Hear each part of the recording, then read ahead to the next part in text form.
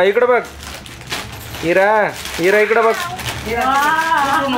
उठून उभा राह असं उभा राह हे तू पण घाई झाली काय घाल आता घाल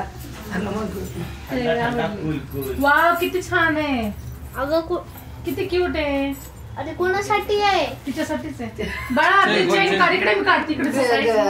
बर्थडे गर्ल कोण बरी मोठीच बरी वाढत्या दोन-तीन वर्ष टेन्शन वाढत्या अंगाला बरोबर 10वी पर्यंत चांगलं घ्यावं लागेल तसं